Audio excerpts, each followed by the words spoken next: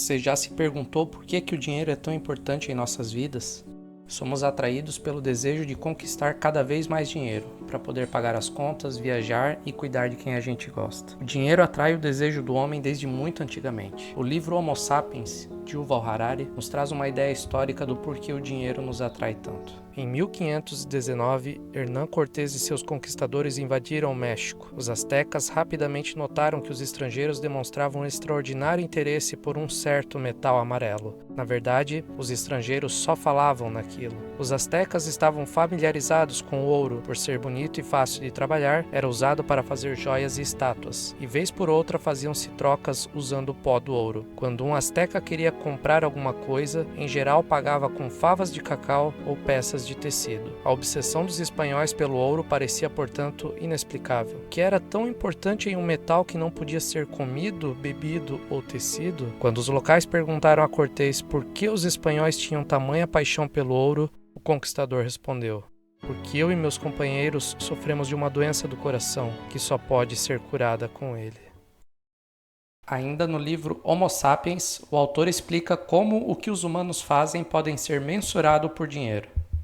Os caçadores-coletores não tinham dinheiro. Cada bando caçava, coletava e produzia quase tudo do que precisava, de carne aos remédios, dos sapatos à bruxaria. Diferentes membros do bando podem ter se especializado em tarefas distintas, porém dividiram seus bens e serviços numa economia de favores e deveres. Um pedaço de carne dado gratuitamente levava consigo a presunção de reciprocidade, digamos, ajuda médica gratuita. O bando era economicamente independente. Apenas alguns poucos itens que não podiam ser encontrados no local, como conchas, pigmentos, obsidiana e coisas do gênero, precisavam ser obtidos com estranhos. Isso, em geral, podia ser feito por meio de um simples escambo. Nós lhe damos umas conchas do mar bonitas e vocês nos dão uma pedra de boa qualidade. Isso mudou pouco com a chegada da Revolução Agrícola. A maioria das pessoas continuou a viver em comunidades pequenas e familiares. Como um bando de caçadores-coletores, cada aldeia era uma unidade econômica autossuficiente, mantida por meio de favores e obrigações mútuas, além de algum escambo com forasteiros.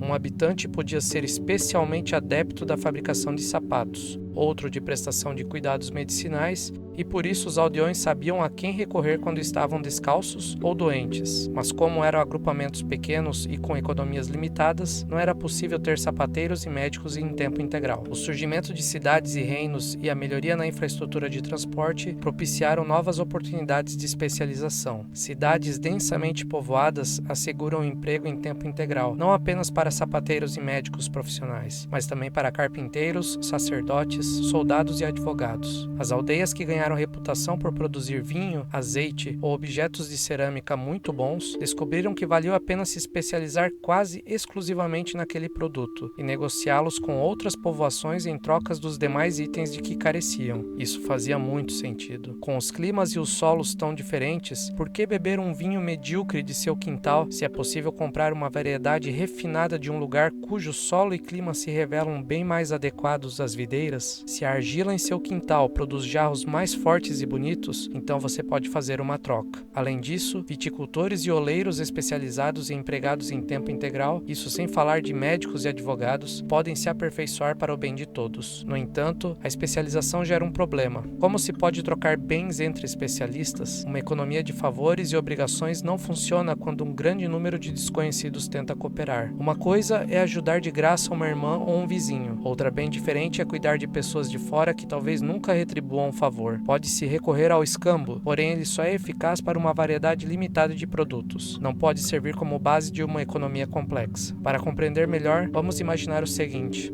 você tem um pomar numa região montanhosa que produz as maçãs mais doces e crocantes de toda a região. Você trabalha tão duro que seus sapatos se desgastam. Então você prepara a carroça e segue em direção ao mercado que fica na beira do rio. Seu vizinho lhe disse que havia um sapateiro na extremidade sul da praça, que fez para ele um par de botas muito resistentes que durou 5 anos. Você encontra a barraca e oferece algumas maçãs pelos sapatos de que precisa. O sapateiro hesita em quantas maçãs deveria pedir como pagamento, pois todos os dias ele encontra dezenas de fregueses, alguns trazendo sacos de maçã, outros trazendo trigo, cabras ou tecido. Tudo isso de qualidade muito variável. Outros ainda oferecem trocar seu conhecimento em fazer petições ao rei ou curar dores nas colunas. A última vez que o sapateiro trocou os sapatos por maçãs foi há 3 meses, quando pediu 3 sacos, ou foram 4. Mas pensando bem, aquelas maçãs eram do vale e eram ácidas e não eram essas de primeira qualidade vindo das montanhas. Por outro lado, daquela vez as maçãs haviam sido trocadas por sapatos pequenos de mulher. Esse sujeito quer botas para homem. Além disso, nas últimas semanas uma doença dizimou os rebanhos em torno da cidade e as peles estão cada vez mais escassas. Os donos dos cortumes estão começando a cobrar o dobro do valor de sapatos prontos pela mesma quantidade de couro. Será que tudo isso não deve ser levado em conta? Numa economia de escambo, o sapateiro e o produtor de maçãs tinham de reaprender todos os dias os preços relativos de dezenas de mercadorias. Mesmo se você conseguir calcular quantas maçãs equivale a um par de botas, o escambo nem sempre é possível. Afinal, uma transação exige que ambas as partes queiram o que a outra tem a oferecer. O que ocorre se o sapateiro não gostar de maçãs e se, naquele exato momento, o que ele de fato deseja é um divórcio? É verdade que o fazendeiro poderia procurar um advogado que goste de maçãs e fazer um negócio triangular. Mas e se seu advogado estiver cheio de maçãs e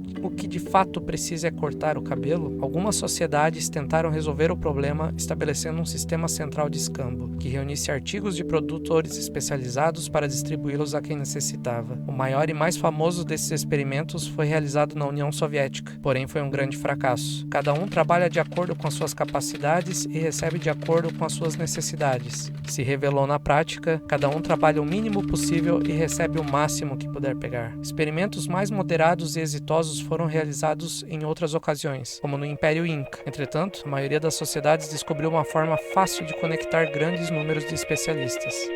Criaram o dinheiro. Aqui nós falamos sobre aquilo que importa e hoje você descobriu por que somos tão atraídos por dinheiro. Se você gostou do vídeo, curta, se inscreva no canal e recomende para um amigo.